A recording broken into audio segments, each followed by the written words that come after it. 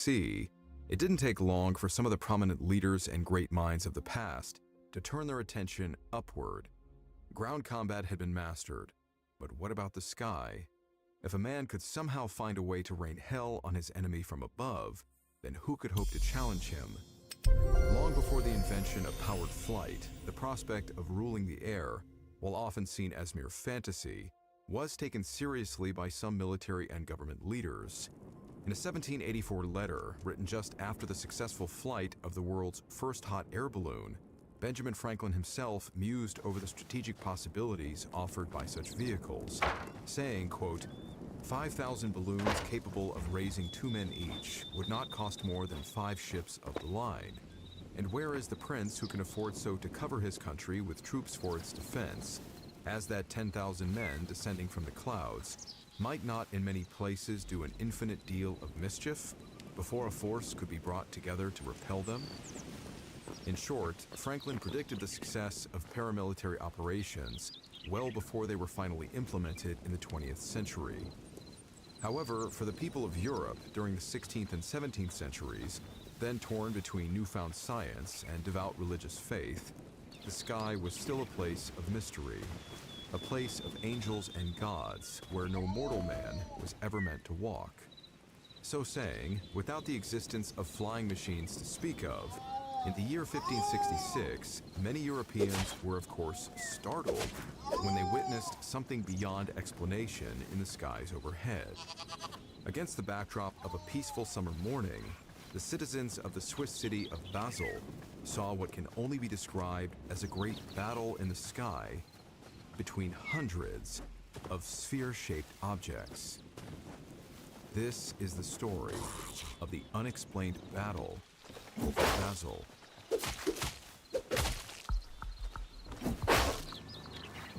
The mist which hangs offers you a choice to pass through or to escape.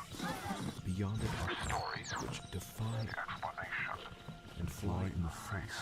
of what we know to be real, It is a void of both reality and impossibility. of both fact and superstition. You alone are left to discern what to believe as you pass through what we call fog.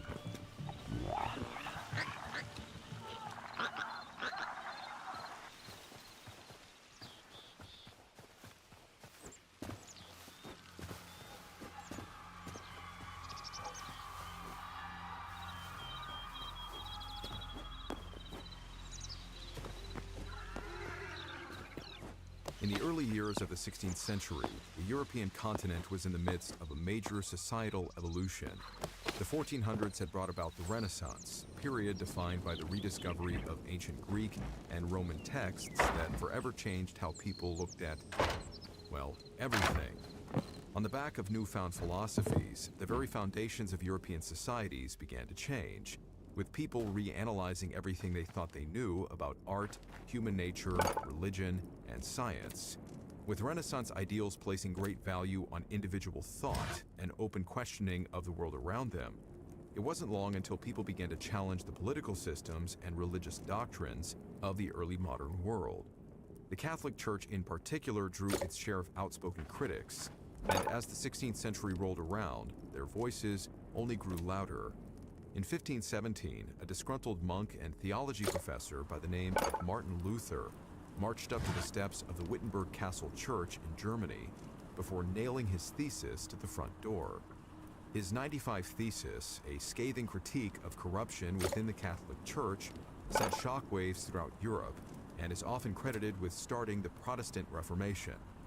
Inspired by Luther, new religious sects began to rise and break away from the Church's authority. This would result in numerous clashes all over Europe as Protestant, Lutheran, Calvinist, and Anglican supporters came to blows with Catholic authorities.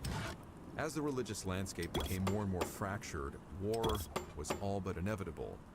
In the loose collection of German states known as the Holy Roman Empire, peasant revolts against the feudal lords resulted in brutal crackdowns, claiming over 100,000 lives.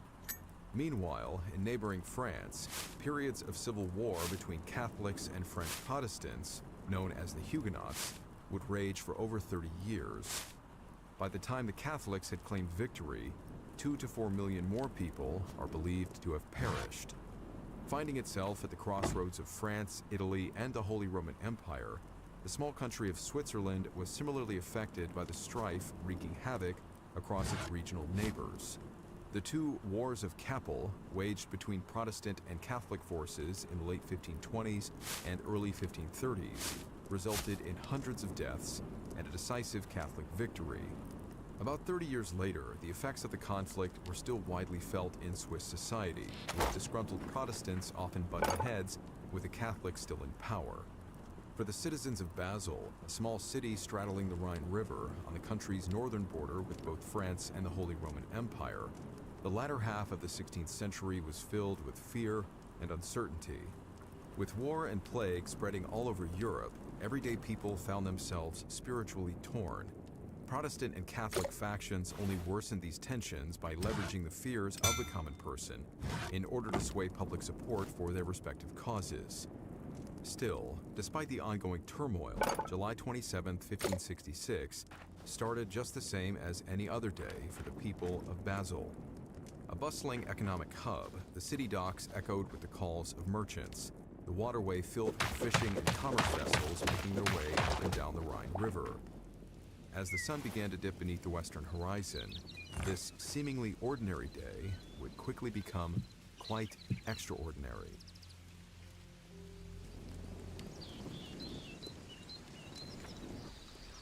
Well, how about it? Any bites? No, not in the slightest for the past few hours. I think it's about time we found a new spot. It's all these damn boats, I tell you. Up and down the river they go all day long, good for nothing but scaring away all the fish. You think this is just the Lord's way of getting us to crawl back to the Catholics? Oh, if only the man himself were here.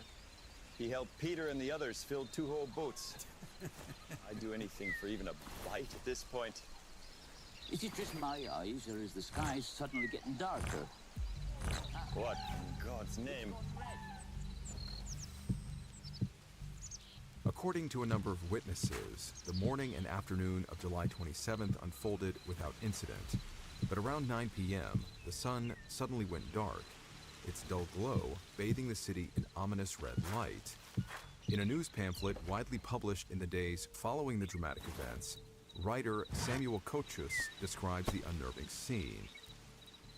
During the year 1566, on the 27th of July, after the sun had shone warm on the clear, bright skies, and then around 9 p.m., it suddenly took a different shape and color. First, the sun lost all its radiance and luster, and it was no bigger than the full moon. And finally, it seemed to weep tears of blood, and the air behind him went dark. And he was seen by all the people of the city and countryside. In much the same way, also the moon, which has already been almost full and has shone through the night, assuming an almost blood-red color in the sky. The next day, Sunday, the sun rose at about 6 o'clock and slept with the same appearance it had when it was lying before. He lit the houses, streets, and around as if everything was blood-red and fiery. For 24 hours, the people of Basel looked up at the red sky with a mix of fear and confusion. Desperate for answers, it didn't take long for the scientific thinkers and religious zealots to begin offering up a number of theories. Were they witnessing some kind of atmospheric phenomenon? Or, as they feared, was God sending them some kind of prophetic warning? Before panic got the better of people, the city breathed a collective sigh of relief when, on the morning of July 29th, the vibrant sun and blue skies returned as if they'd never left. Despite this welcome return to normalcy, the citizens of Basel were left with far more questions than answers. And, as they were soon to discover, the heavenly drama was far from over.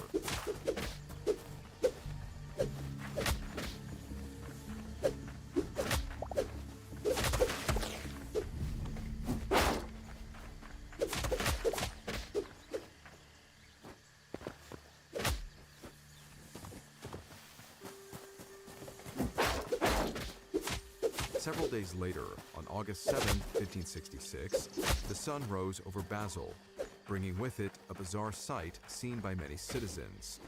High in the sky over the eastern horizon, against the backdrop of the rising sun, writer Samuel Cochius describes the scene that followed. At the dawn of August 7, we saw large black spheres coming and going with great speed and precision before the sun and chattered as if they led a fight. Many of them were fiery red and soon crumbled and then extinguished. While the average 16th century person may have lacked the technical vocabulary to describe what was seen, Cochius's report, gathered from numerous first and second-hand sources, paints the picture of an air battle playing out in the skies over Basel. Hundreds of sphere-like objects, described by eyewitnesses as cannonballs, chased one another in dizzying patterns across the sky, moving with speed, intelligence, and intent. Silhouetted against the rising sun, the spheres were seen to be black in color. However, a number were noted as burning fiery red as they suddenly plummeted from the sky, dissolving into smoke and ash before impacting the ground. As what appeared to be rival squadrons of these fighting cannonballs met each other over the city, a distinct chattering noise echoed across the sky, the strange sounds seeming to come from the unknown objects as they were knocking one another out of the air. For the next several hours, the people of Basel were transfixed by the sight, watching as these strange objects continued to chase and shoot one another down until finally all of them had faded from view. In the eerie silence that followed, a frightened and confused population was left desperate for an explanation, and the competing Protestant and Catholic leaders were more than happy to provide one.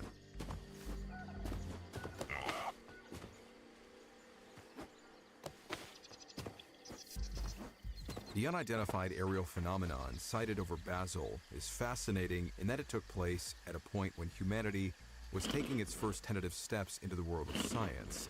We were only just beginning to grasp the workings of the natural world and the universe at large. With both the invention of the aircraft and the notion of the possible existence of other advanced life forms still centuries away, this mid-16th century event was largely interpreted through a religious lens. The strange events were recorded in a document known as the Basel Pamphlet, which was written by Samuel Cochius and illustrated by Samuel Apiarius. This document was widely publicized in the days following August 7th. Considering the incredible story it told, the document was quickly carried well beyond the borders of Switzerland. Reading about the blood-red skies and supposed air battle, enlightened thinkers who placed their faith in science struggled to explain what was seen. Meanwhile, devout religious believers claimed the events to be a sign from God. But both Protestants and Catholics seemed to have different interpretations, competing to see who could win the favor of the masses. While some saw the Basel incident as an ominous warning of the coming Judgment Day, others saw it as God voicing his displeasure with humanity, a call for everyone to repent, trust in faith, and right their wrongs. For thousands of people all over Europe, their countries ravaged by war and plague, or torn between religion and science, taking a side was often easier said than done. However, as the civilized world debated over the unknown, the people of Nuremberg, a German city of the Holy Roman Empire, were struck by an overwhelming sense of familiarity. Reading about the strange happenings in Basel, many residents couldn't help but recall the strange sights that played out in the skies of their own city just 5 years prior.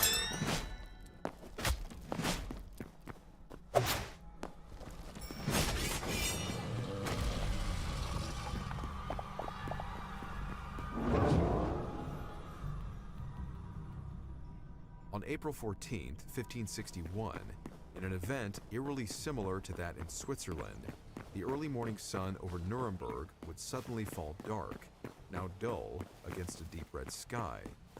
Looking towards the horizon, thousands of city residents, as well as its surrounding settlements, observed strange, dark shapes appearing against the morning sun.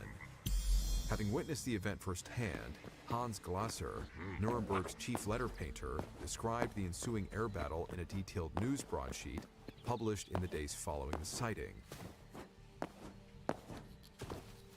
In the morning of April 14th, 1561, at daybreak, between 4 and 5 a.m., a dreadful apparition occurred on the sun, and since this was seen in Nuremberg, in the city, before the gates, and in the country, by many men and women. At first, there appeared in the middle of the sun 2 blood-red semicircular arcs, just like the moon in its last quarter. And in the sun, above and below and on both sides, the color was blood. There stood a round ball of partly dull, partly black ferrous color. Likewise, there stood on both sides as a torus about the sun, such blood-red ones and other balls in larger number, about 3 in a line and 4 in a square, also some alone. In between these globes there were visible a few blood-red crosses, between which there were blood-red strips, becoming thicker to the front malleable like rods of reed grass, which were intermingled. Amongst them 2 big rods, one on the right, the other on the left, and within the small and big rods there were 3, also 4 or more globes. These all started to fight amongst themselves, so that the globes, which were first in the sun, flew out to the ones standing on both sides. Thereafter, the globes standing outside the sun, in the small and large rods, flew into the sun. Besides, the globes flew back and forth amongst themselves and fought vehemently with each other for over an hour.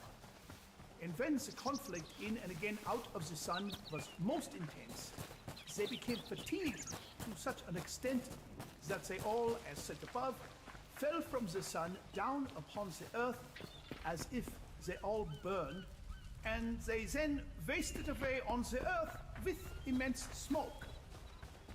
After this, there was something like a black spear, very long and thick, sighted. The shaft pointed to the east, the point pointed west. Whatever such signs mean, God alone knows. Although we have seen shortly one after another many kinds of signs on the heaven, which are sent to us by the Almighty God to bring us to repentance, we still are, unfortunately, so ungrateful that we despise such high signs and miracles of God. Or we speak of them with ridicule and discard them to the wind, in order that God may send us a frightening punishment on account of our ungratefulness. After all, the God-fearing will by no means discard these signs, but will take it to heart as a warning of their merciful Father in heaven, who will mend their lives and faithfully beg God that he may avert his wrath, including the well-deserved punishment on us, so that we may temporarily here and perpetually there live as his children. For it, may God grant us his help. Amen. By Hans Grasser, letter painter of Nuremberg.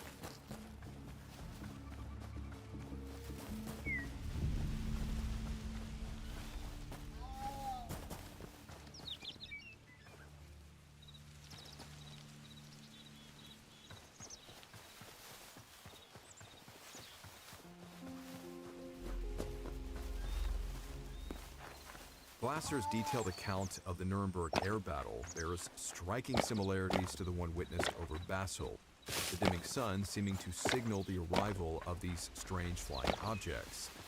However, the nature of the spheres seen over Nuremberg seem to be far more varied in their physical appearance. While orbs or sphere-like shapes were similarly prominent, there were also crosses, crescents, and cylinders or rods described among the many objects seemingly combating each other in the sky. Not only that, but some of these objects, namely the cylinders, appeared to launch squadrons of the spheres into the battle, operating in a manner that might be described as similar to that of a modern aircraft carrier. Whatever they were, what's interesting to note is that while the numerous unknown phenomena moved in an intelligent manner, Glasser observed that a number of them fell from the sky as if exhausted. Perhaps his meaning was to say that these must be a kind of living being, or creatures of a divine nature. Angels fighting demons, to put it bluntly. Then, of course, there's the matter of the much larger spear-like apparition that followed in the battle's aftermath. With its tip pointing west and the shaft pointing east, it eerily loomed over the city for a number of hours before vanishing from view. Much like their Swiss counterparts only a few years later, the people of Nuremberg found themselves at a crossroad between science and faith. Whether it was a battle between the forces of heaven and hell, a little understood natural event, or something else, there was one thing everyone could agree on. Something strange was happening in the skies over Europe. And whatever forces were at play, they weren't done fighting just yet.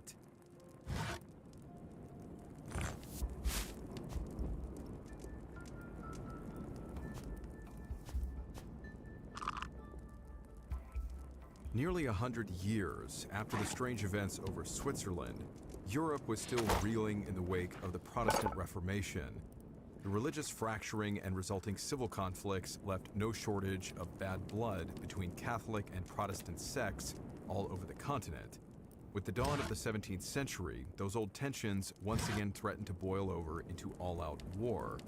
Within the Holy Roman Empire, which was already a fragile alliance of loosely connected German states, harsh anti-Protestant measures enacted by Emperor Ferdinand II, a staunch Catholic, resulted in a Protestant rebellion against the crown in 1619.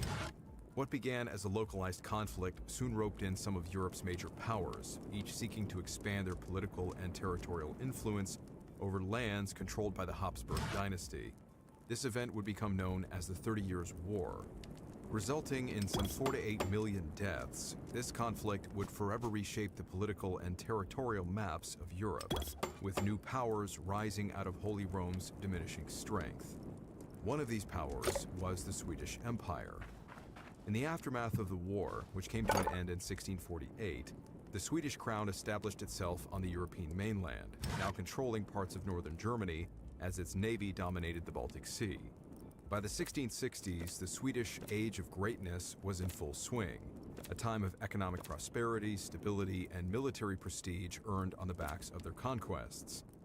As in the previous stories, for the residents of the German city of Stassland, which was now under Swedish control, April 8, 1665 started out like any normal day within the empire. Along the waterway near the city, 6 fishermen were setting out on their daily voyage to the popular Baltic fishing grounds. However, their attention would soon be drawn away from the water and towards the sky above.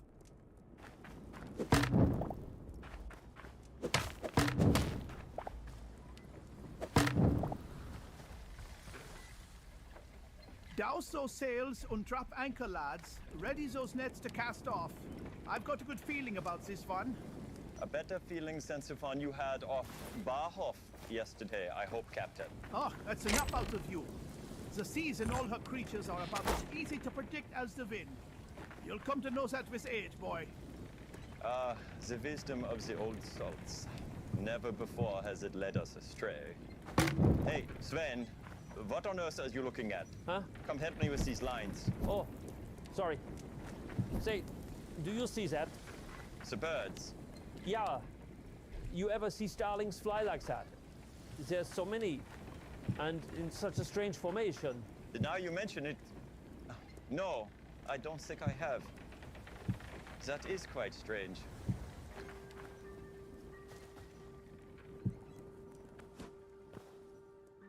As the captain of the small vessel ordered his crew to strike their sails and drop anchor, one of the young fishermen drew their attention to a massive flock of nearby birds, likely starlings. Taking flight as one massive formation, the crew watched in bewilderment as the black mass moved across the sky, eventually breaking apart. It was then that things truly got weird. In the name. Oh, get down, boys!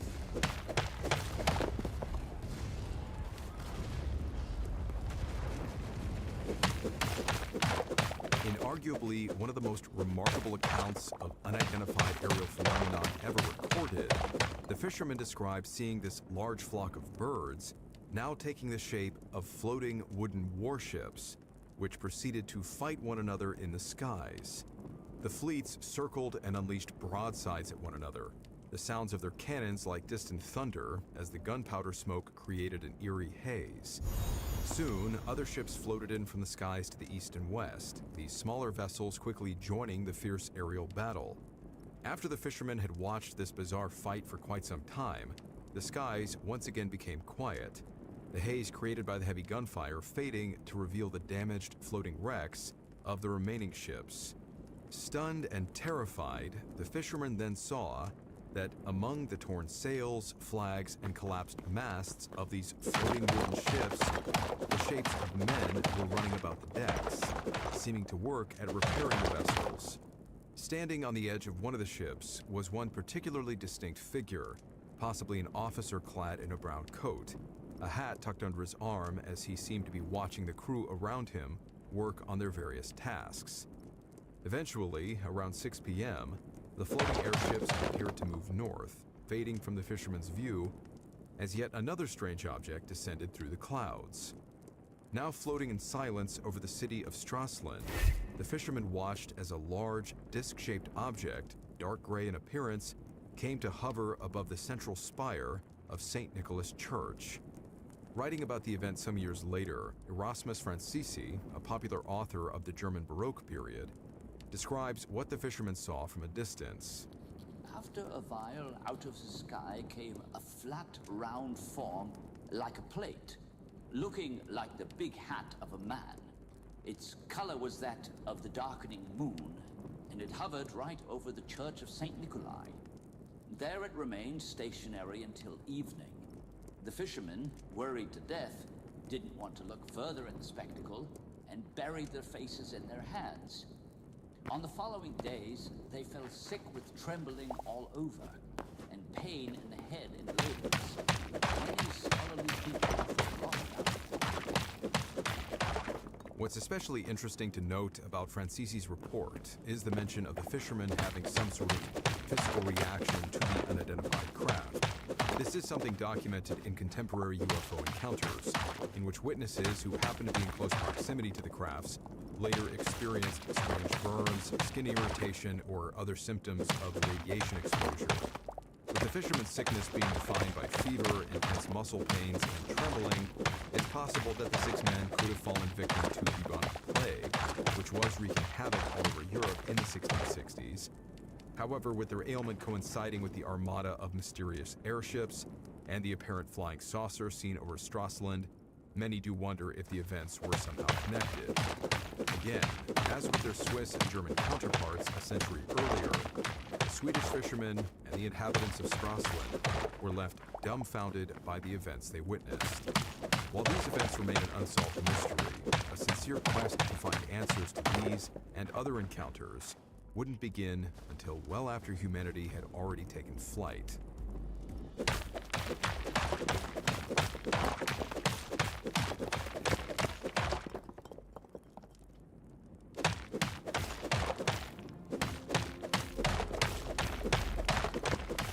The strange events seen over Basel, Nuremberg, and Strassland intrigued people all over the continent at the time, but they were soon forgotten.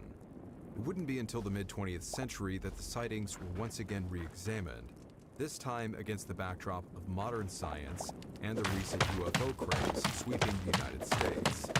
In his 1958 book, Flying Saucers, a modern myth of things seen in the skies, Swiss psychologist and author Carl Jung examined the Basel incident and other such cases with an eye for both human psychology and natural phenomenon.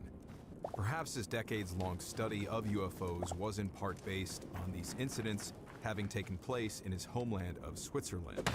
But Jung was never an outright believer in the existence of UFOs as concrete physical objects. He postulated instead that they could represent psychic phenomena expressing the inner workings of the human mind. Through his observation, Jung otherwise believed that many of these early sightings could be attributed to simple misidentification. Jung proposed that events like these were more likely the result of little understood natural phenomenon, something that the Europeans at that time were generally unaware of: how light could be influenced by elements both within and beyond Earth's atmosphere.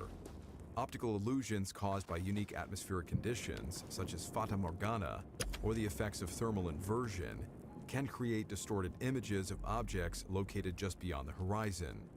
Some have even gone so far as to theorize that the Strassland Air War was the result of one of these mirages, with the fishermen witnessing an actual naval battle that was playing out in the Baltic Sea, but was being refracted and reflected through the Earth's atmosphere overhead.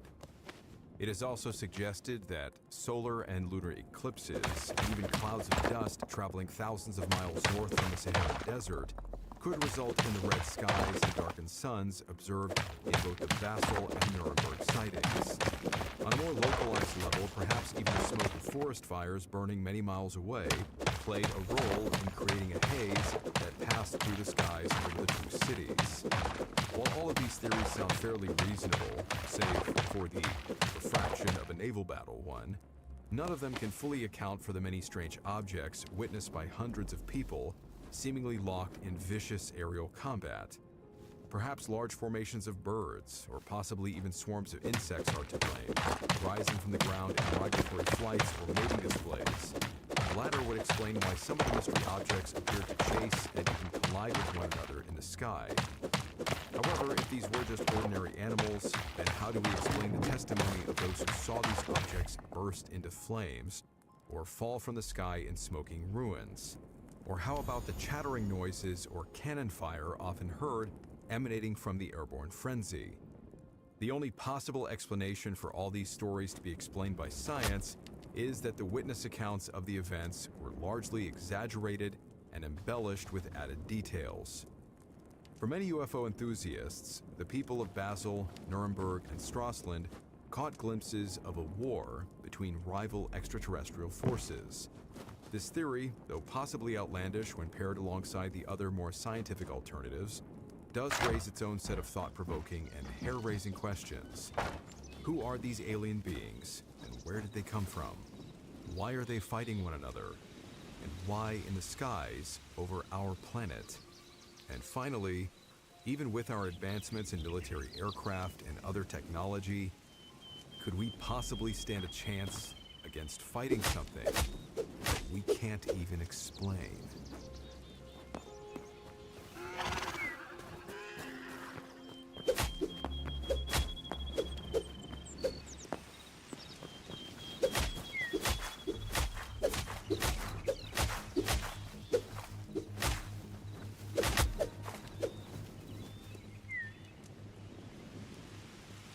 Hey guys, thanks for sticking around for the after action here in the credits.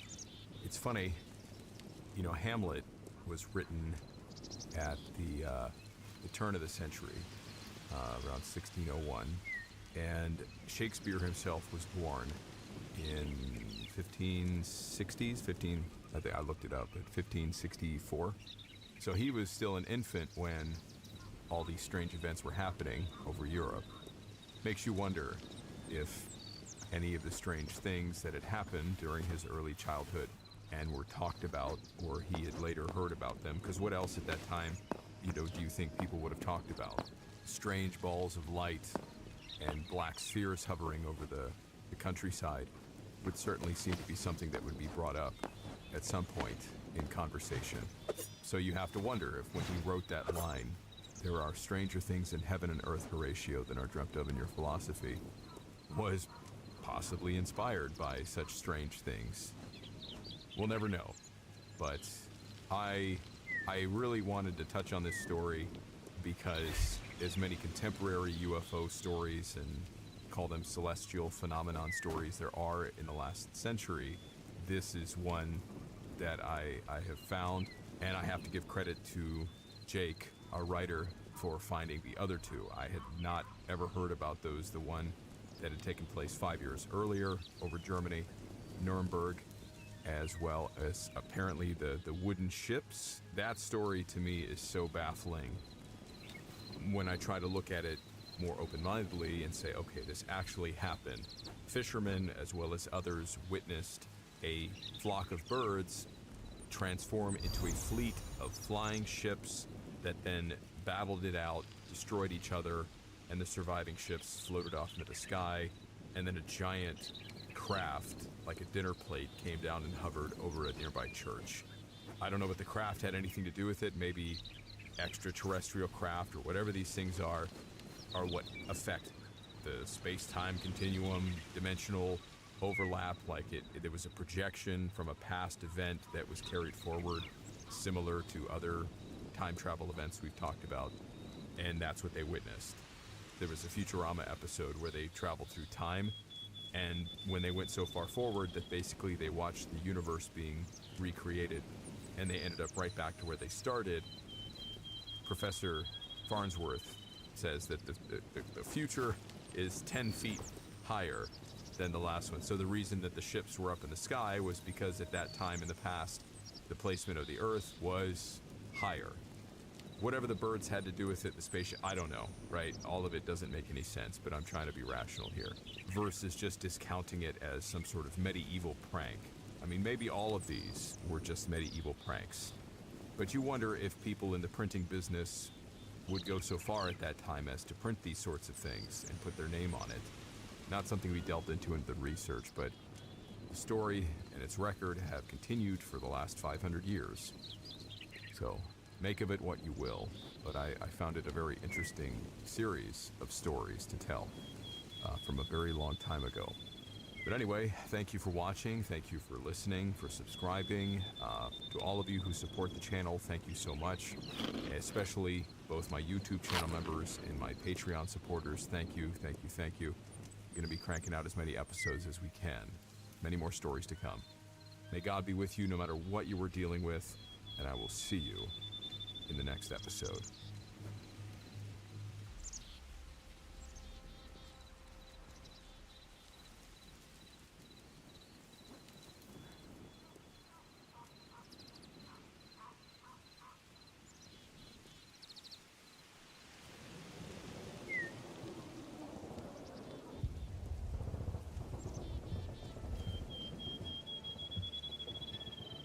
What happens to us after we die? Do you know? Death is understandably an uncomfortable subject, one which we may easily avoid dwelling on. For those men fighting in the midst of the Great War, however, they enjoyed no such luxury. But while death itself was rampant and indiscriminatory across the frontline trenches, there are instances where some of these men either died or avoided death in ways which were anything but normal. What they encountered cannot be explained, and so it is entirely up to our own speculation. Were they merely premonitions, or perhaps hallucinations brought on by mental and physical exhaustion? Or were these men visited, as they themselves believe, by something supernatural? Do you believe in ghosts? What about angels and demons?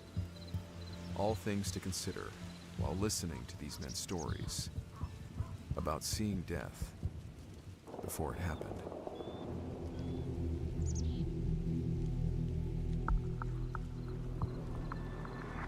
The mist which hangs before you offers you a choice to pass through or to escape.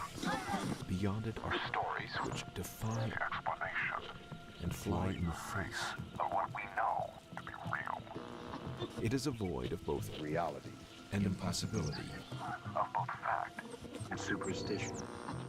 You alone are left to discern what to believe as you pass through what we call the fog of war.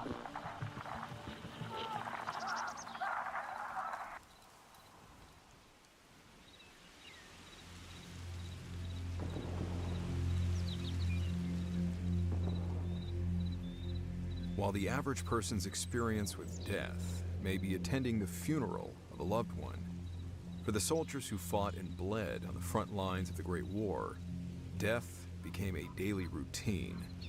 Right under their very feet, the earth itself was drenched with the blood of the fallen, their mangled bodies being buried and unburied by the constant churning of the land.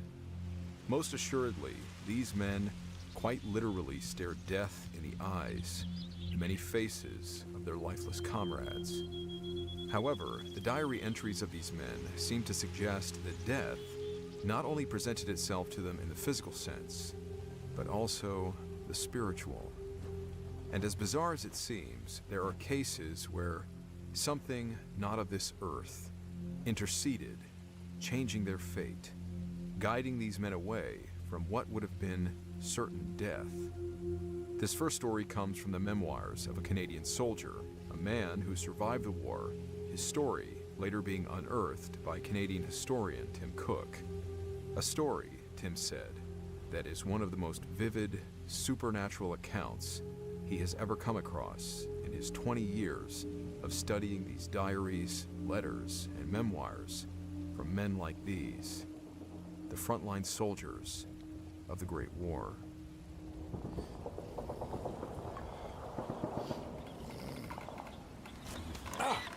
Get off! Little bastards.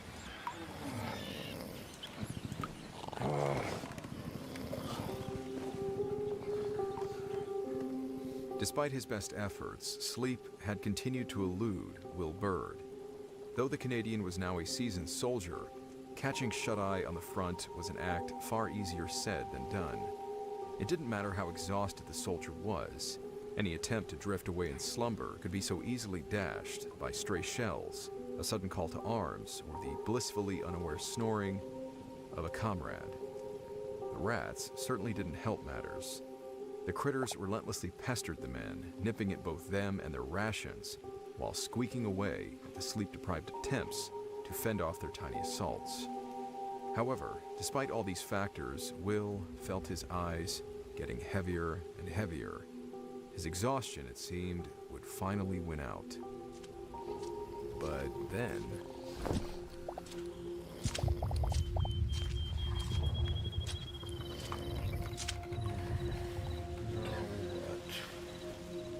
The entrance of this unwelcome visitor pulled Will from the looming depths of sleep, much to his annoyance.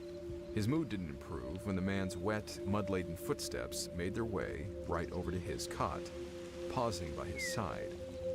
Thinking that this was a soldier coming to summon him for a shift on the line, Will braced for the inevitable.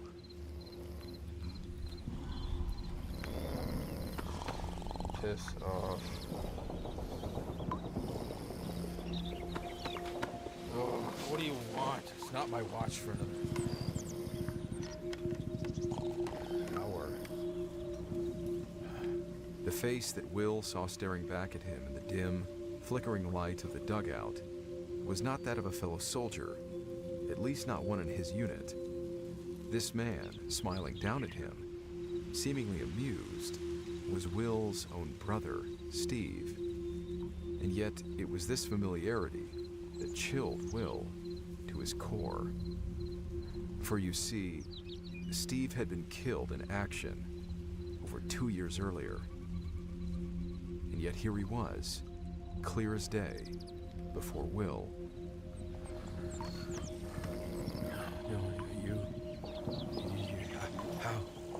How you, what you...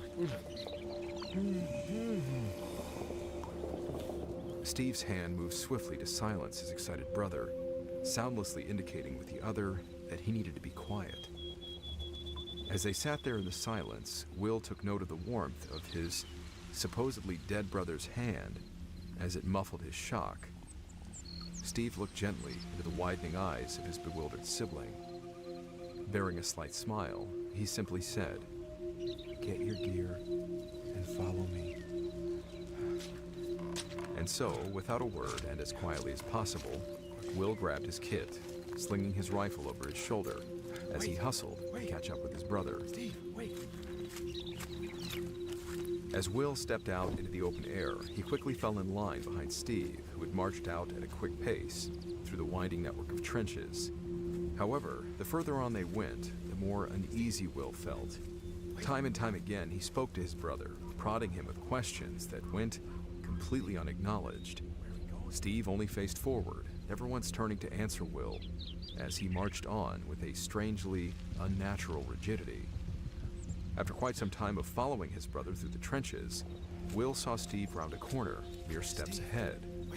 Turning to follow his sibling, Will was taken aback by the sight of a now empty trench before him. Steve, it seemed, had completely vanished. no trace of the man remained. Steve! Will called for his brother, desperate, pained whispers going tragically unanswered in the night. Indeed, the soldier was now all alone.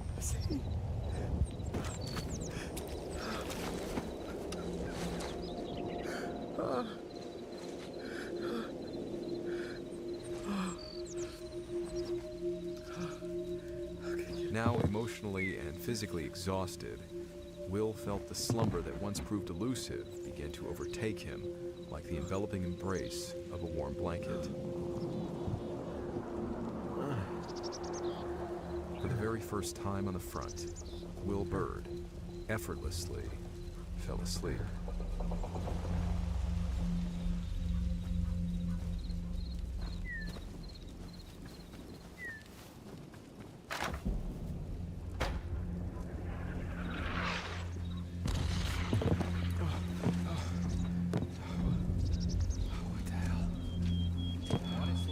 Have a nice sleep. I'm losing my damn mind. His mind swirling with the thoughts of the night's encounter, there was little Will could think of to rationalize what he saw, what he felt, with the very tangible, warm palm of his supposedly deceased brother's hand slapped firmly over his mouth. Could it have all been a bizarre, waking dream? Perhaps some state of psychosis brought on by frayed nerves and looming fatigue. Whatever the case, Will couldn't afford to dwell on the matter. The day was young, and war didn't stop for anyone. Okay, gotta go back. He began winding his way through the trenches, back towards his dugout. The closer Will drew to his dugout, however, it became apparent that something was very wrong.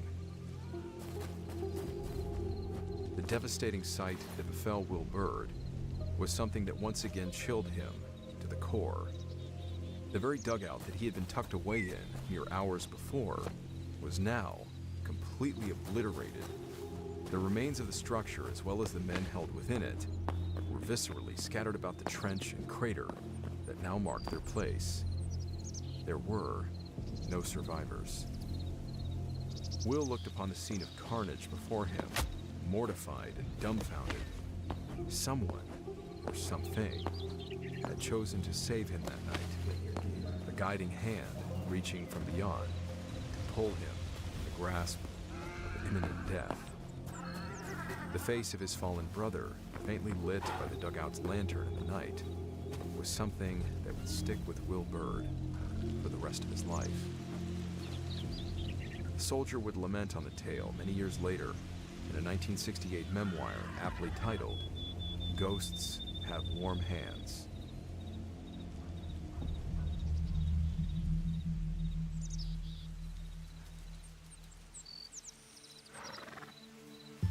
As incredible and outlandish as Will Bird's surreal experience may appear, such apparitions, it seems, were far from uncommon. If dozens of personal correspondences and official military reports are to be believed, spectral sightings of fallen comrades and deceased family members were a widely experienced phenomena. For the soldiers that experienced them, such encounters, chilling as they were oddly welcomed. One last goodbye from a good friend, or, as in Will Bird's case, a sort of guardian angel still watching their buddy's back in the afterlife. In the bleak, oftentimes hopeless despair of the Great War, soldiers took comfort in such stories. With many of these men being devout in their respective faiths, the hope of a life beyond death provided them a measure of comfort when surrounded by so much misery. Still, while most of these encounters were seen as good omens by frontline soldiers, there are a select few tales that say otherwise. Instead of guiding the hapless men away from danger, some spectral sightings bore a darker, more ominous aura.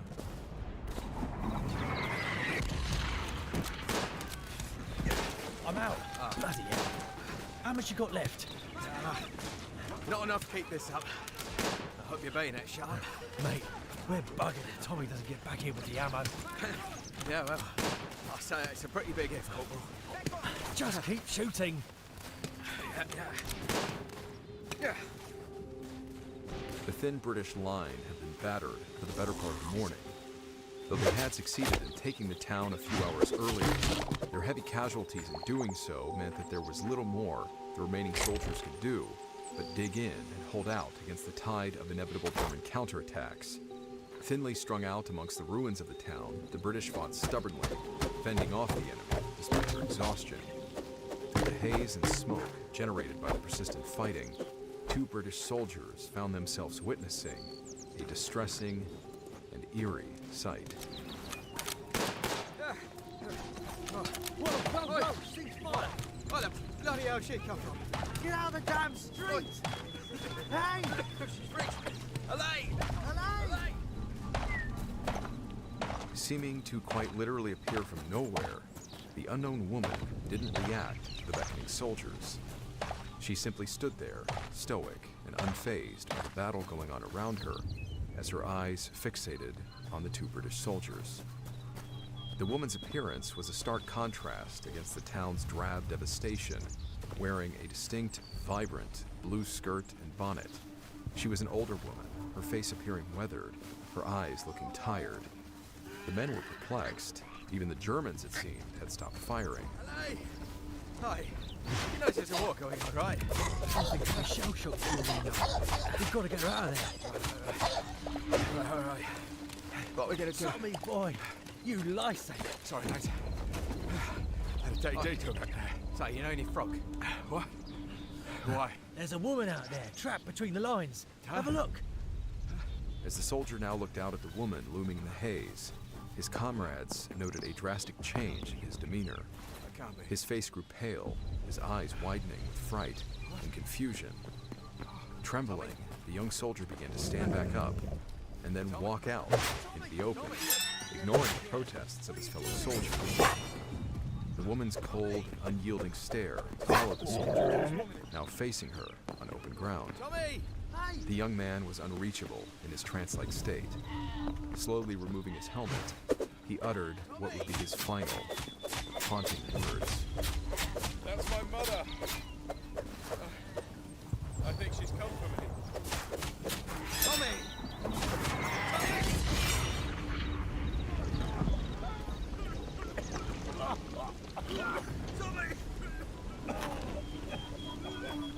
Through the settling smoke and ash, the 2 soldiers happened upon the remains of their comrade, killed mercifully quick by the blast.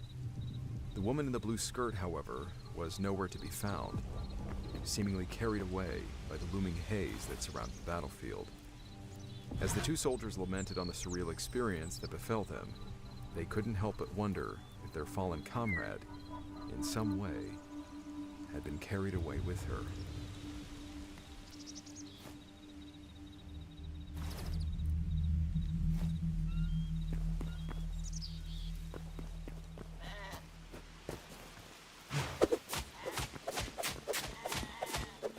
Soldiers have always had a deeply personal relationship with superstitions and those more otherworldly influences on the natural world.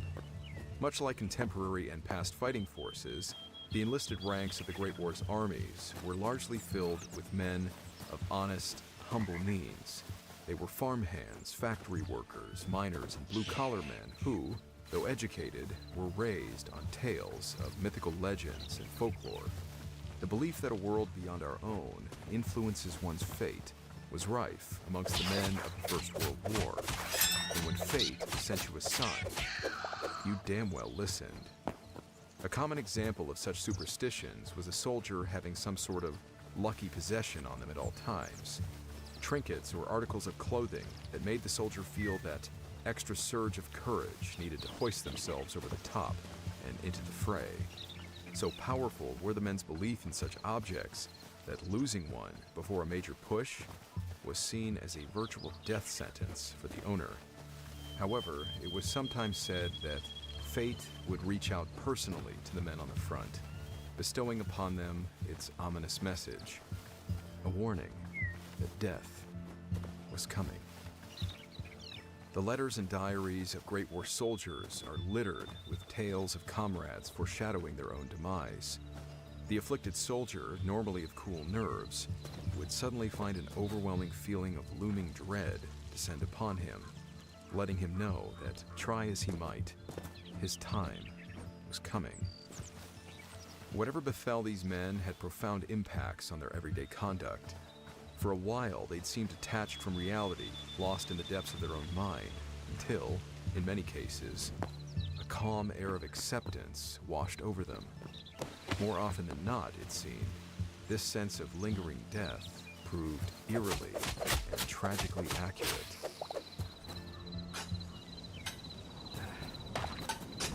Right, mate. About another, say, 10 metres. And we'll knock off. Yeah? Alright, cool.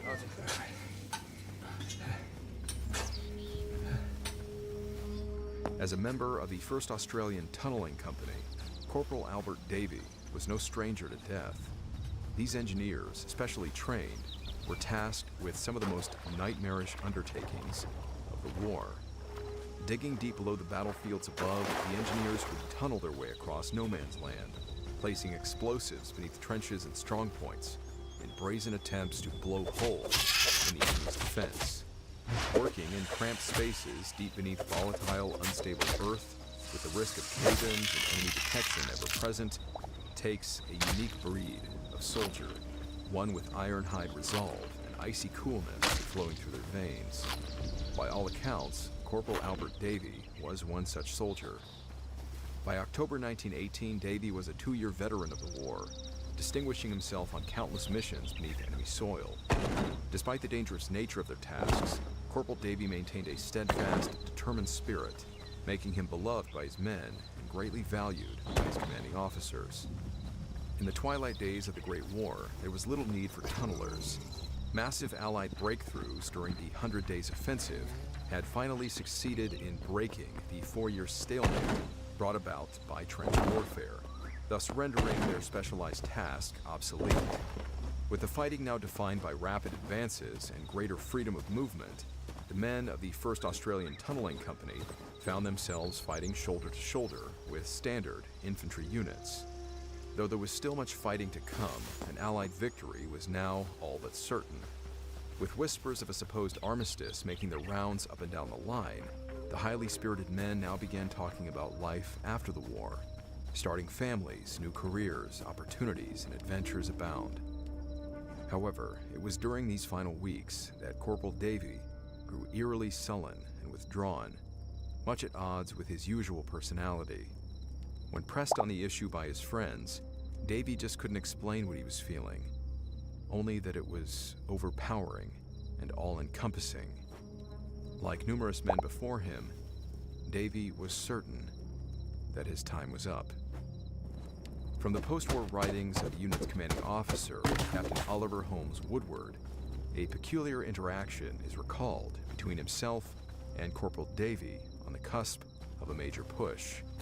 The tunnelers would be moving forward with the infantry, tasked with constructing a bridge over the Saint-Benoît Canal for tanks to cross.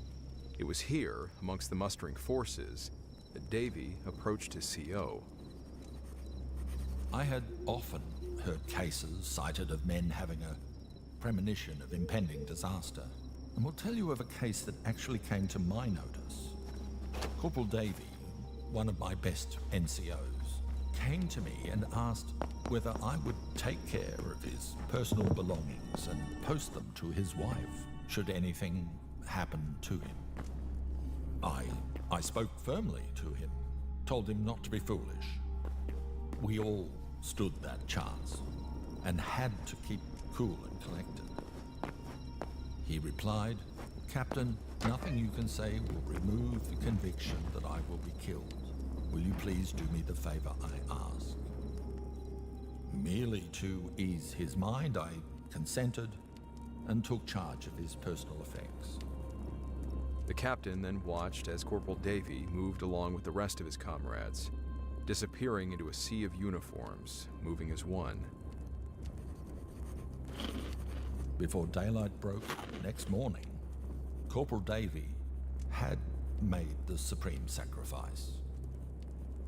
He was killed by a shell while we were lying out, waiting for Zero. In temperament, Corporal Davy was of the calm type. He was a soldier who was as fearless as any soldier can truly be in war, had never failed in carrying out his duties in a most efficient manner, and inspired the confidence of his men. There could be no suggestion of fear or panic causing him to act as he did in coming to me.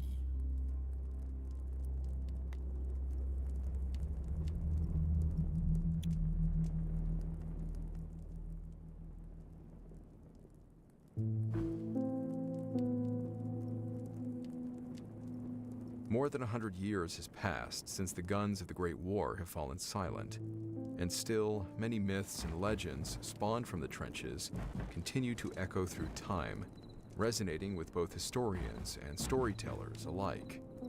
When interviewed about the war's spectral happenings, many years down the line, these men, now far more seasoned in life and all its wisdom, never once backpedaled or revised their supernatural accounts. Even in their youth, shattered by the surreal horrors of war, these men were expertly molded soldiers. Their minds and senses evolved to meet the many terrors on the front. Soldiers who, in order to survive, relied on their ability to see, interpret, and react to everything around them to the utmost detail. So, what do we make of it when these very men, themselves finely tuned weapons of war, see the face of their long-lost comrades staring at them from the darkness? How do we interpret the prophetic images that plague them in the night, foretelling an inescapable and grisly end? Regrettably, this incredible generation of men has long since departed, leaving us with only their testimonies, these tales and unsolved mysteries of the front line. A line where they not only confronted death, but quite possibly saw a glimpse of what lay just beyond it.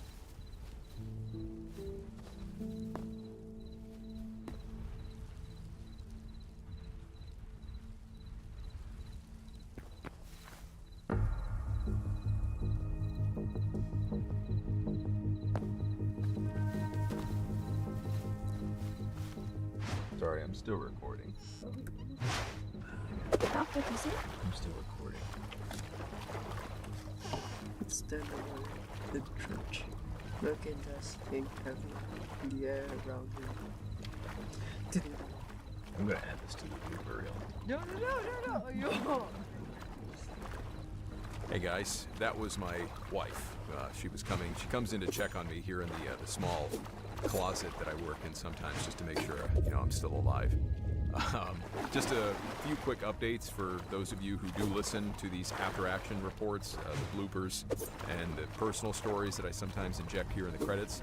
So in relation to the recent episodes where I was kind of alluding to that I had a couple guys working with me that were training to help me kind of produce content, well, unfortunately the recent channel shutdown had a big impact. I did have to let them go, at least in the interim, until I can kind of stabilize everything on the financial side. But I did want to quickly say thank you to Jake Howard, who is the guest writer, or should I say ghost writer, for this episode's script. Jake previously wrote another episode, the Hound of Mons episode, which I really enjoyed the story. It's just, as somebody who's written most of the scripts for the episodes, it's just kind of interesting to have somebody else write a script and them to do the research and me reading it versus me digging through it. So I really appreciate Jake's writing ability and his ability to research even these kind of paranormal stories. He's got a very clear passion and knowledge for all things war related, and probably because he works in the Toronto film industry as an expert on weapons and uniforms. He's that guy on films that does the consulting for that. But despite his more hands-on profession, of course, he has this additional creative passion for writing. So if you enjoyed this episode, which there would not be a story without Jake, so this entirely relied on his ability to research and to put this story together. For my fellow book readers, I'm not a writer by trade, so if you write a book and you publish it, I don't know how you get exposure. I don't Like, how do you get people to pay attention to your book? I, for one, think Jake is a very talented writer. I enjoy his work very much. And so if you enjoyed this episode, what I'm saying is that Jake is a published author. And so you can, of course, follow him on Instagram. Here is his Instagram handle. And here is a link at the top of the screen to his first published work, One Day Over Germany, as well as in the description, you can find the book on Amazon. Thank you again, Jake. I sincerely appreciate the help that you've been able to offer me. But other than that, of course, I do, as always, want to say thank you to both my YouTube channel members, I'll say first on this one, and then, of course, my patrons, my Patreon guys. Certainly the guys who have been with me since the beginning. You guys are unbelievably committed to helping me out, and I sincerely appreciate that. I really wish I could do more for you guys than I am currently doing. But for everyone who jumped on board in the last couple weeks because of the recent shutdown, I cannot thank you guys enough for coming through for me like that. It has been such a relief, and also just the obvious sincere financial help that you guys are offering me. So thank you so much for that. I will be messaging you all individually if I haven't already. Just sometimes it takes me between episodes some time to catch up on everything. If you've sent me an email, I am still getting back to you guys. I'm so sorry. Just a lot going on, but I will find a way to respond to everybody this time. That being said, take care of yourselves. God be with all of you, no matter what you're currently dealing with, and I will see you in the next episode.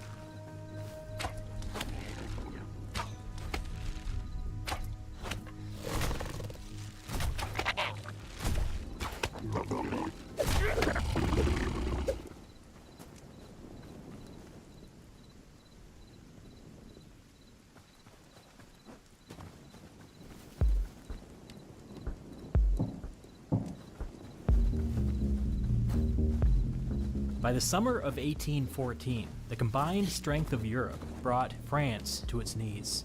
After almost 25 years of war, Europe was finally at peace. Nobody knew this at the time, but the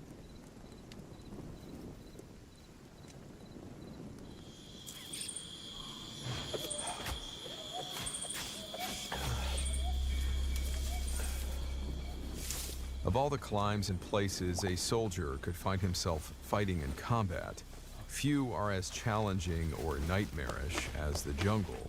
The oppressive heat during the dry season can sap a man of his strength, while the humid air and heavy rainfall of the wet season can, in equal measure, break the spirit of even the toughest men. Jungle rot, rashes, heat stroke, and other such frustrations aside, the impenetrable walls of jungle foliage serve to make both navigation and radio communication difficult. If all that wasn't enough to contend with, the jungle hosts an array of toxic, aggressive, and terrifying wildlife. Then, of course, there's the enemy, his traps, encampments, and ambushes laying in wait, perfectly concealed to the eyes of an unsuspecting and weary patrol. Serving as a soldier in such an environment is an unenviable line of work, but few men are as proficient and effective in jungle operations as the elite Philippine Army Scout Rangers. Tasked with fighting various insurgent groups in the southern islands of their homeland for over 70 years, there are few perils within the jungle depths that these men aren't comfortably familiar with. Formidable and cool-headed as they are, however, even from the ranks of these seasoned, highly capable men, come whispers of something nefarious lurking in the jungle. An ancient evil that any Filipino has known of since childhood. Something with an insatiable hunger for human flesh. An aswang. The mist which hangs before you offers you a choice. To pass through or to escape.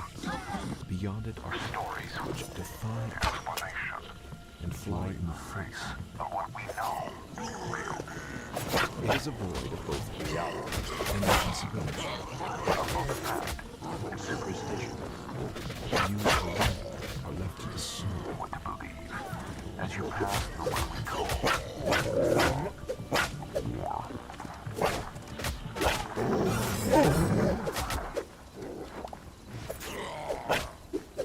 Hey Hey guys, as you may remember, I recently announced the launch of a new podcast called Redacted Declassified Mysteries, which you can listen to anywhere you get your podcasts. The show is doing amazing, all thanks to you. But today, I'm here to tell you that now you don't have to even leave YouTube to check out Redacted, because we've just launched a YouTube channel. It's called Redacted Mysteries, and if you love the artwork here on Wartime Stories, you're also going to love the redacted videos. They're visually stunning, done in a similar style to Wartime Stories. Again, don't worry, Wartime Stories isn't going anywhere. There are far too many stories left to tell, and in fact, in the new year, we're going to be working even harder to produce more episodes for you to watch right here. But if you haven't checked out Redacted yet, go to youtube.com/redactedmysteries, and it'll pop right up.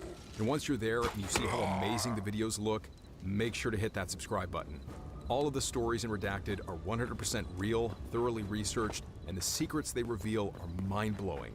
Things like covert experiments, government cover-ups, and bizarre assassination attempts. You won't believe what's been kept in the shadows for so long. And after digging deep into the secret world of governments and military operations worldwide, I can tell you, it's time these hidden stories came to the light.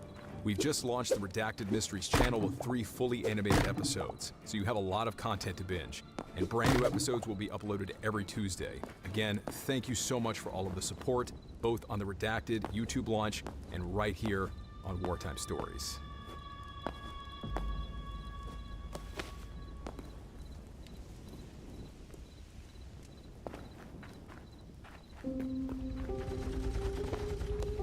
Nagkakaroon kami ng putok ng baril mula sa lupa. Paglikod sa kaliwa.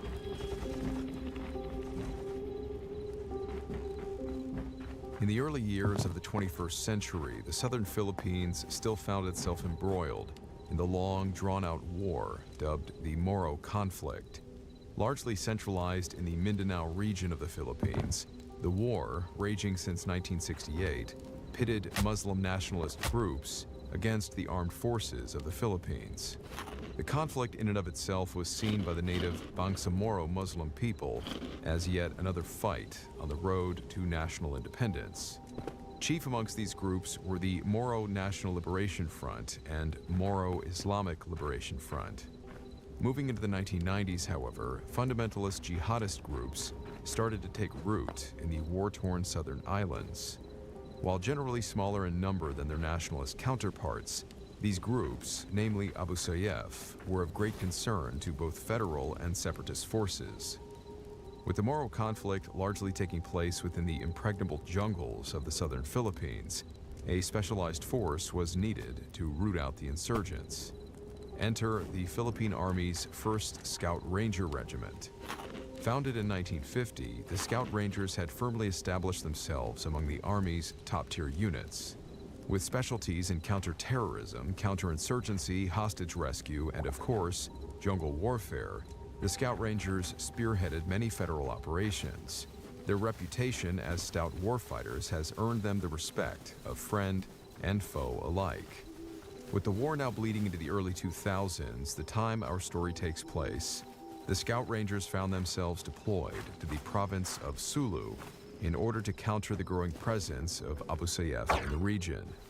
Having been at war for well over 30 years, by 2001, the Philippine Armed Forces were generally overstretched and under-resourced. Building their forward outposts with what few resources they had to hand, we find that the patrol base established in the Pitakul municipality of Sulu is little more than a collection of squat structures made of wood and tin. The large perimeter encompassing the otherwise tiny base was nothing more than a haphazardly constructed low wall consisting of sandbags and barbed wire. Housed within, 18 Scout Rangers, including their commanding officer, are in charge of patrolling an entire municipality with little in the way of fire or air support. In spite of their humbling conditions, these men are clearly skilled at doing more with less. However, despite the warfighting capabilities of the Scout Rangers, even the most inexperienced insurgents could see that the base was a soft target for a coordinated assault. The Scout Rangers were also wise to this. As resourceful as they were, ingenuity could only take a fighting force so far, when desperately needed resources and logistics are sorely lacking. Because of their scant perimeter defense, the Scout Rangers, much to their chagrin, found themselves conducting heightened patrols of the grounds of their compound. Again, in spite of their combat proficiency, it was no less a taxing position to be in. The scouts felt like sitting ducks, knowing that the enemy was likely watching their every move. And one night, as the sun set over the island, 8 scout rangers mustered in preparation for yet another routine walk around the perimeter. That number was quickly reduced to 7 when one of the men, having drank some tainted water, found himself guarding the latrine for the better part of the night. Undermanned and undersupplied, the remaining scout rangers then set out on their evening walk, what would soon become a highly eventful night.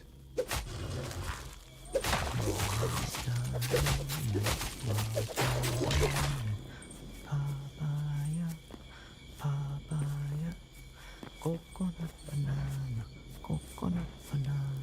fruit salad, fruit salad. Can you keep it down? You know I'd like to keep it up, not down, brother. I don't remember you being this cheerful during ranger course. Please help me. Tiny, both of you. Mother, but you're Get down.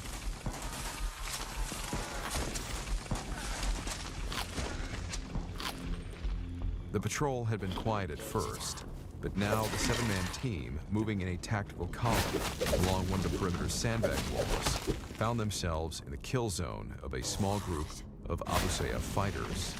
Perfectly concealed in the jungle beyond the wire, the ASG militants peppered the scout rangers with small arms fire, wounding their point man, sending him sprawling to the ground.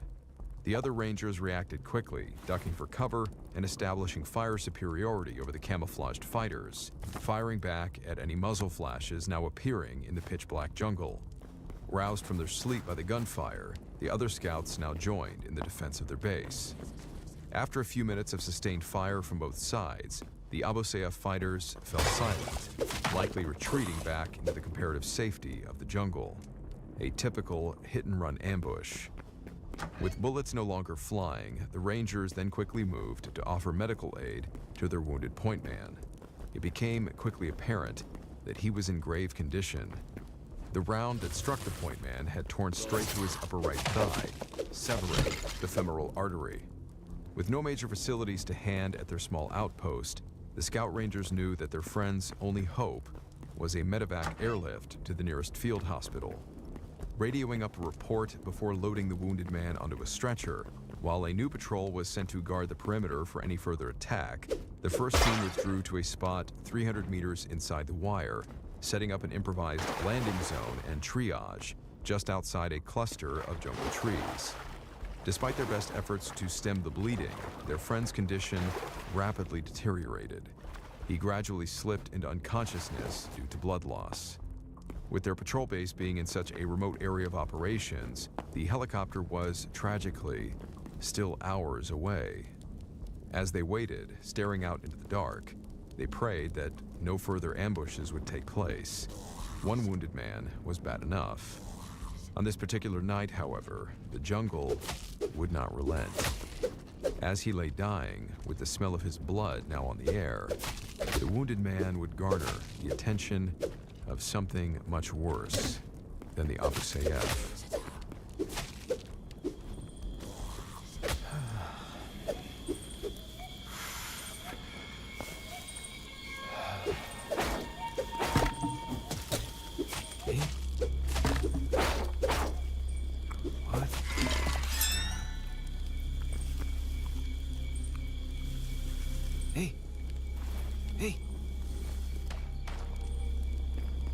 Quite some time had passed, and the night skies were still distressingly quiet. Unable to abandon their fallen brother, the Rangers remained alert, their attention focused outward, hoping to keep the LZ perimeter secured. Unbeknownst to the men, however, something was already inside the perimeter. The movement was subtle at first, masked by the tall grass in the field bordering the looming patch of jungle behind the Rangers. The medic, nearest to the body of their fallen comrade, was the first to notice. Casting the dim beam of his rifle-mounted flashlight towards the man, now covered in a blanket, he saw that something had coiled itself around the man's legs. Slowly but surely, something appeared to be dragging the wounded man closer and closer to the tree line. His look of confusion turned to one of horror as the medic realized that what was coiled around the man's legs wasn't a snake. Maroon-colored and coated with a foul-smelling layer of mucus, what he was staring at was a grotesquely long tongue. Its owner, hidden in the darkness of the jungle, was clearly attempting to make a meal out of their fallen comrade. Now alerted to the bizarre situation, in the ensuing confusion, the Rangers had first thought the medic had seen some indication of a person hiding in the tree line behind them. While issuing verbal warnings to whoever was in the jungle, unsure of how they had just managed to tie what appeared to be a slime-covered rope around their friend's legs, the Rangers attempted to prevent him from being dragged any further into the brush. Slashing and stabbing it with their bayonets, with the soft ground underneath of it giving way, the Rangers found that the unknown material was seemingly impervious to being cut. Though it appeared slick and organic, its hypertensile strength was clearly incredible. Unsuccessful in their attempts to cut or remove it from his legs, their friend being dragged closer and closer to the jungle, the Rangers then gave up on shouting any more warnings and let loose with their weapons. The bullets quickly chewed through the dense jungle foliage, but by the time their magazines ran dry, the scouts realized that whoever or whatever this was, it had no intention of letting go of its prey. His body soon to disappear through the brush line, with blades and bullets proving ineffective against the unseen threat. The Scout Rangers resorted to one final, drastic measure. The explosions of 2 grenades echoed through the night, slightly muffled by the jungle undergrowth. This, finally, seemed to ward off the mysterious assailant, the strange appendage immediately uncoiling itself from around their comrade's legs before hastily being drawn back into the jungle. Shaken and on edge, still believing this was some kind of enemy attack, the Scout Rangers were certain that the enemy would open fire at any moment. After a long period of tense silence, however, it seemed that the Rangers were now alone.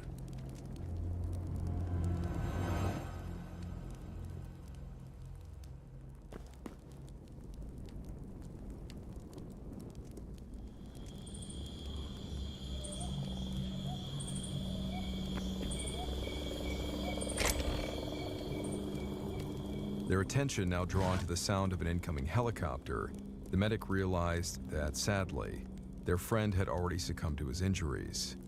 The long-awaited medevac chopper had arrived, only to now transport the lifeless body of the fallen Scout Ranger.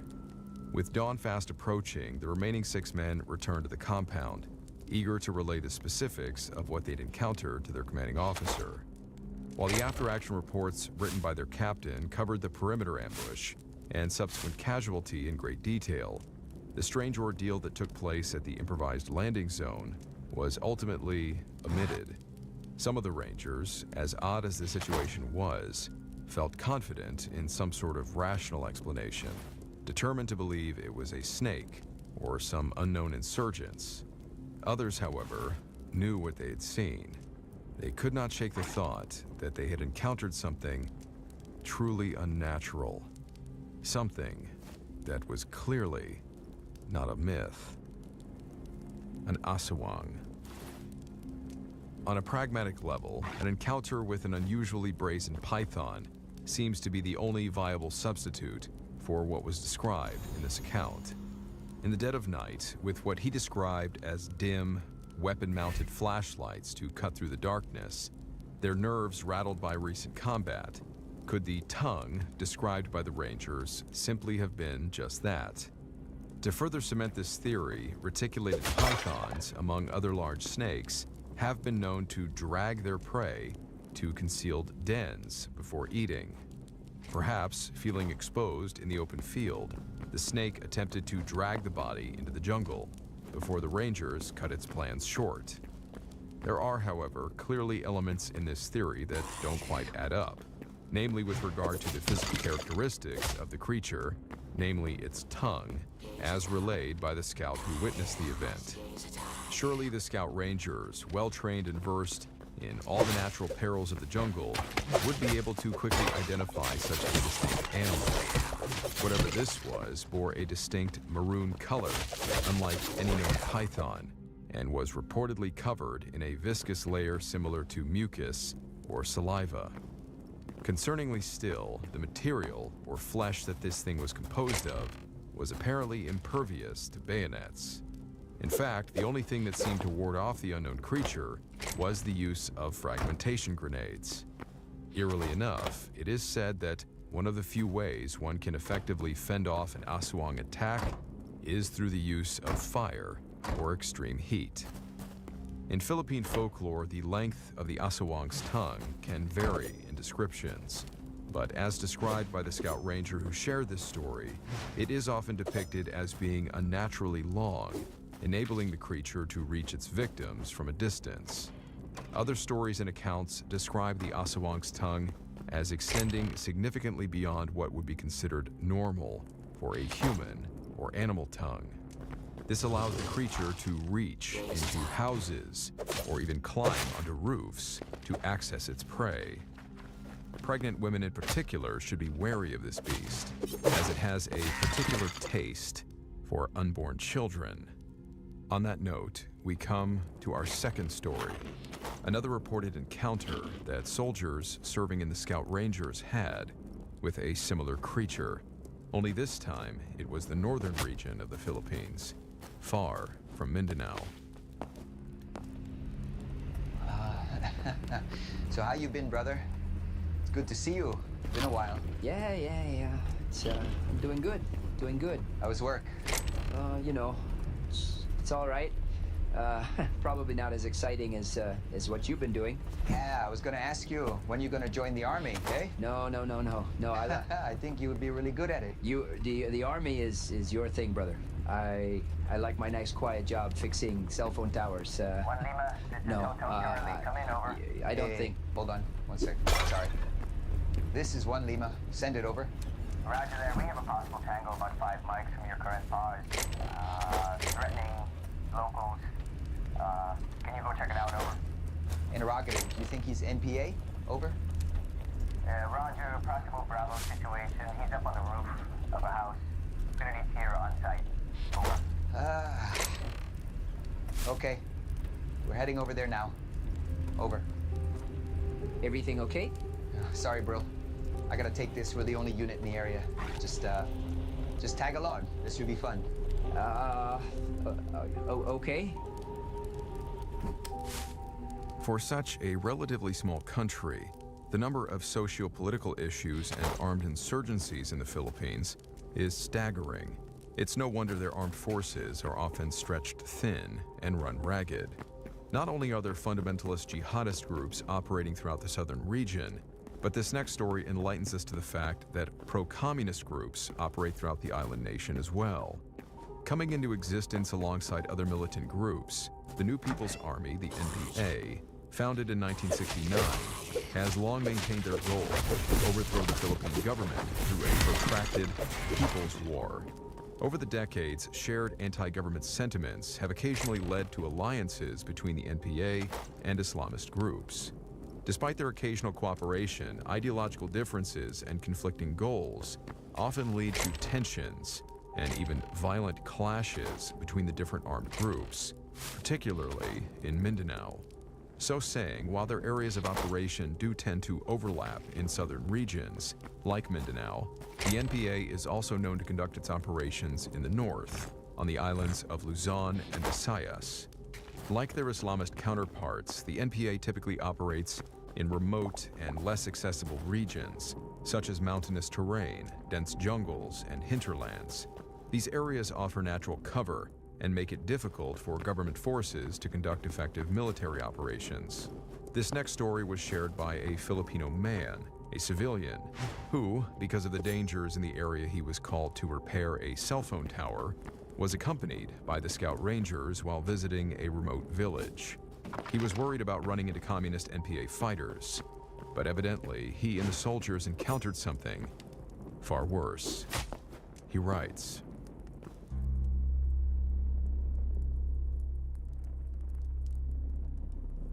Out of all my paranormal experiences, this is probably the most compelling I had, simply because I was not alone when this happened, and I was not with just the average kind of people either. I'll put in as much details exactly as I remember them. To protect the persons involved, I will change their names. I also cannot state the name of my company, but it is one of the largest telcos, telecommunication companies in the Philippines, which is synonymous to world. I currently work as one of the senior IT network and server engineers there. I usually get assigned to work on priority repairs on various cell sites and server data center sites, mostly in far-flung provinces. This happened in mid-December 2016 in Nueva Vizcaya, a mountainous province in the northern region of the Philippines. It was a priority service call, Severity 1, the highest of priorities, where even the CEO of the company receives status updates. Since the cell site in question also services various military communications devices. As soon as I got to the office, I was dispatched immediately, carrying with me the various equipment to replace the existing ones at the cell site. It was a 6-hour drive north of Manila. I was asked to go to a specific meeting point in the town nearest the cell site to rendezvous with my escort, an 8-member team from the Philippines 1st Army Scout Ranger Regiment. The area of the cell site is a place where the local communist movement, the New People's Army, NPA, is highly active. Apparently the NPA carried out an operation earlier in the morning of that day, which is what caused some of the equipment to be damaged. The scout team was actually led by one of my former high school classmates. I'll call him Lieutenant Ramirez. He specifically asked for me, knowing that I worked for the telco. He had his men transfer the equipment to their truck, and we began to travel to the cell site. It was already dark by this time. I also, during the long uphill ride, First Lieutenant Ramirez and I did some catching up when they received a call. I don't understand military speak, so I could not tell exactly what was being talked about, but he updated us accordingly, saying that a village on the way to the cell site requested assistance with a possible NPA member harassing a household. Apparently the man was up on the roof of this house and he was still in the area. Being the nearest, First Lieutenant Ramirez responded that his team will be handling it. So instead of continuing to the damaged tower, we drove towards the village mentioned, now with our headlights turned off. The countryside, especially the poorer places, are very dark. Soldiers aren't allowed to smoke at night in places like this, since the light from their cigarettes could be clearly seen, even from a distance, giving away their position. It was that dark here. I was hesitant to be riding along, since I'm not exactly a soldier, but Ramirez brushed it off, saying it would be a good chance for me to become a soldier for at least one night. First Lieutenant Ramirez, I can say, is a battle-hardened junior officer. He's been to a number of dangerous situations before, fighting in many encounters, both high-profile and low-key. He's the type to jump in quickly, then ask questions later. That's how he's been ever since we've been kids. Very cocky individual, but not entirely without cause. He did receive a medal recently, after all, although I wasn't sure for what action. Either way, we're going in. It's part of the job, he casually said to me. Now, you have to understand, the Philippine Army usually does the police work in the areas where communists, Muslim insurgents, or bandits are active. And when you send in the scouts, the best the military has to offer, you can get an idea of how bad the situation is in the place that they're being sent. Even other countries recognize the abilities of the Philippine Scout Rangers. All the more so in this case, since the scouts came from the 1st Regiment. They're the best the scouts have to offer, from what I've been made to understand. Anyway, we get to the place, maybe 5 minutes later, with me still having second thoughts, and Ramirez looks at me and he says, "Dude, make up your mind. Either you shadow me, or I leave you in the truck. If you stay here, you're free dinner for them commies though. I can't spare a babysitter for this one." So he made the choice easier for me. I had no plans of being abducted that night, and I was pissing myself already. I'm not cut out for this danger stuff. I just wanted to repair the cell site and go home. I wished he had never taken me, and I was wishing I had never ended up in this situation, and I planned to get his wife to kick his ass once he goes home on vacation for this. Here, he said, handing me a loaded 9mm pistol and 2 clips. He goes, I know you're used to this one. Safety's on. I sat there thinking, I am not getting paid enough for this job. And I recalled my company insurance policy doesn't even cover sports-related injuries, let alone firearms-related ones. Well, I didn't have time to waste, so I stuck with my friend instead of waiting in the truck for someone to drag me into the woods and hold me for ransom, which nobody's going to pay for. The plan was for 6 of his men to break off into 3 pairs to surround the house in question. Me, First Lieutenant Ramirez, and his sniper, PFC Santiago, were going to go up to this water tower about 50 to 60 meters out. I guess he had planned to snipe the guy and have his men stand by on the ground in case the sniper missed. As we moved to the water tower, he was telling me, you're too stiff, you're wearing dark clothes, no one will see you. We'll be in and out, 10 minutes tops. You're a VIP, that's why I came and had my sergeant stay with the platoon at the cell site.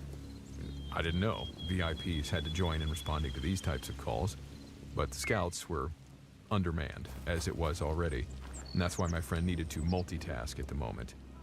Well, we get up to the water tower. PFC Santiago immediately positions himself, and First Lieutenant Ramirez sat beside him while I positioned myself behind them. And I was thinking, yeah, this wasn't so bad. I'm far from the area and pretty safe as far as I could tell. Until PFC Santiago said, Sir, you need to see this. First Lieutenant Ramirez brought out some type of binoculars. I guess they called them night vision scopes.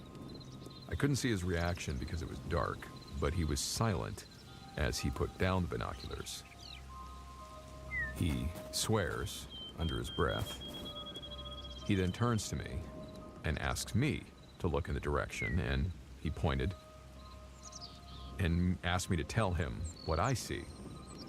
Of course, my initial concern is that there were more NPA soldiers and that we were outnumbered. A reaction like this from a seasoned scout didn't exactly paint a nice picture in my mind. But what I saw was definitely something that will probably haunt me for the rest of my life.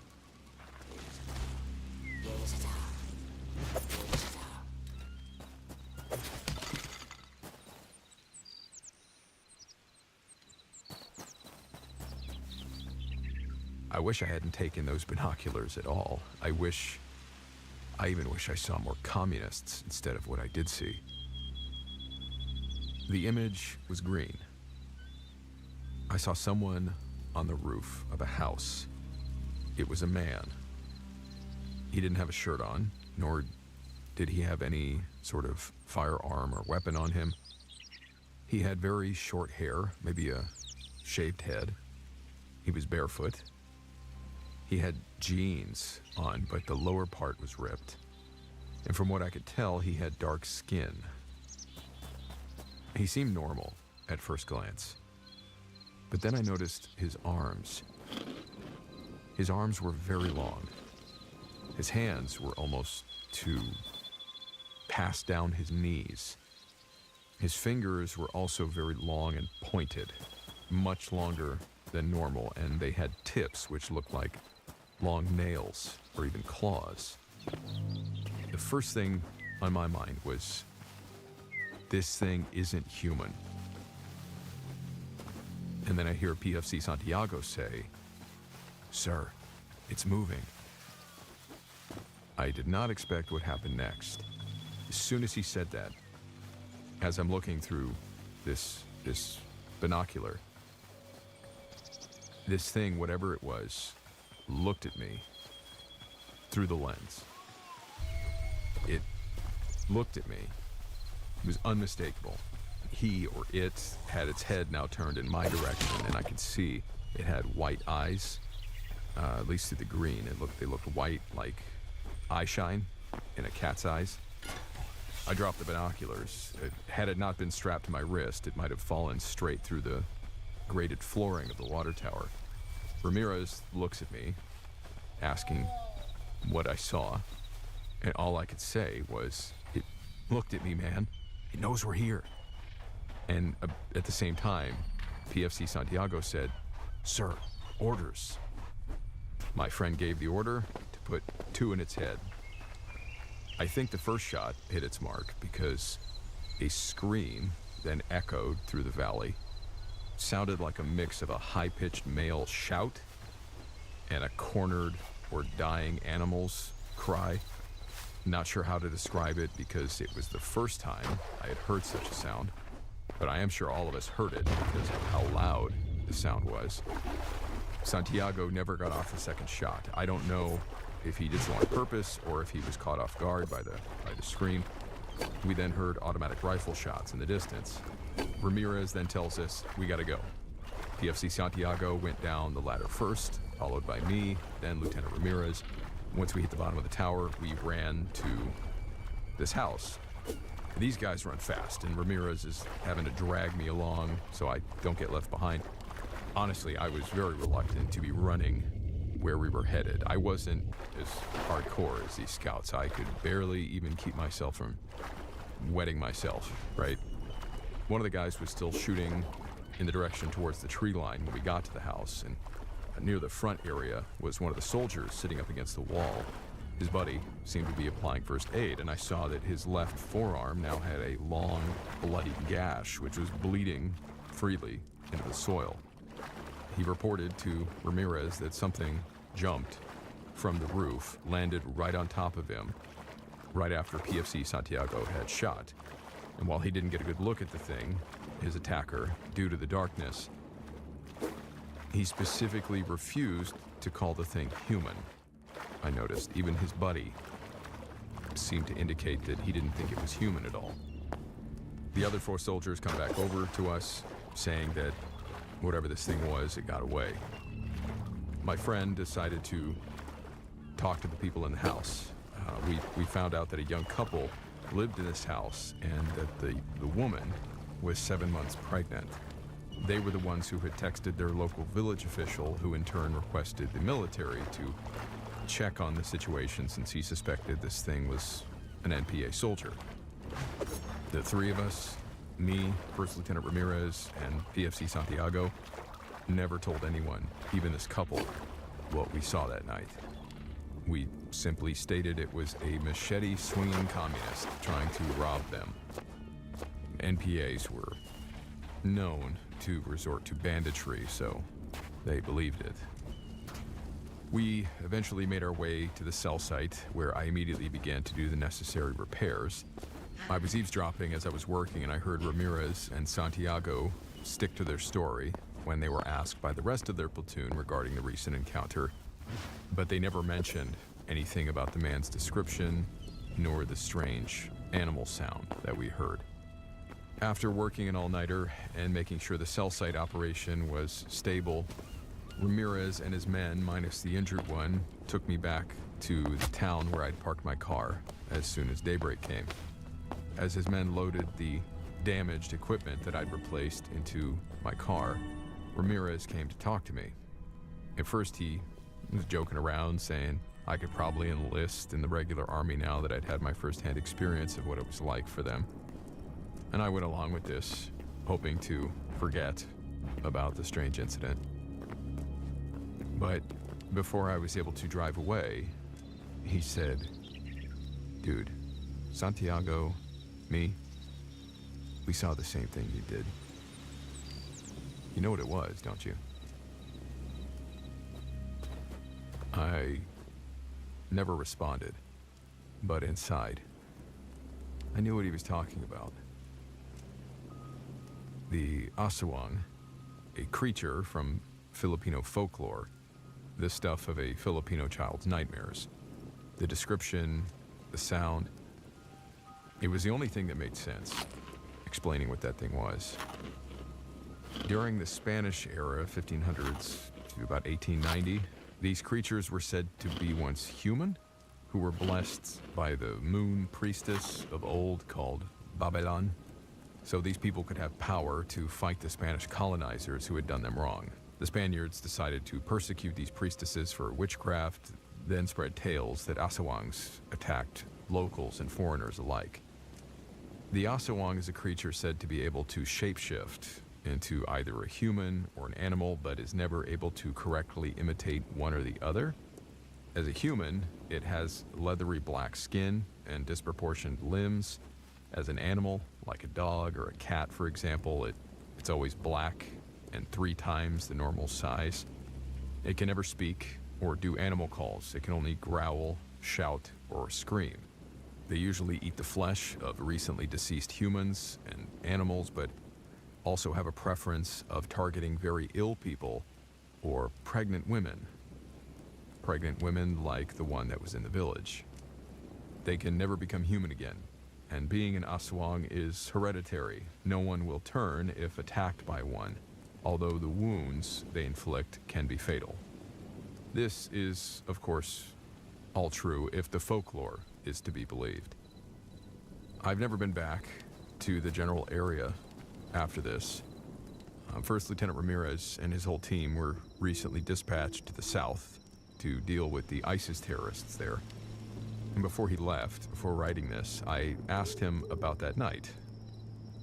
It's hard to imagine a soldier of his caliber believing in those kinds of tales. And I find it even harder, as I write this, to believe what I saw was real. But no matter how hard I try to come up with an explanation, I couldn't come up with anything else other than the legend passed down, by our forefathers.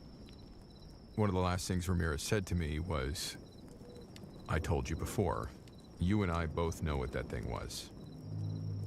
And then he said, "I go with what I see. And oftentimes, I don't have the luxury of time to doubt whatever's in front of me."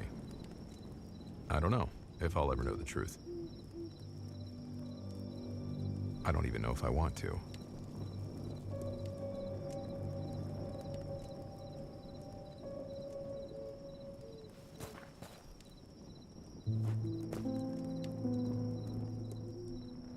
While we can, of course, speculate about what was seen by the Scout Rangers that night back in 2001, or this story from 2016, as indicated by the telecom engineer, what's not up for debate is the conviction of many Filipinos who, to this day, maintain their belief in the existence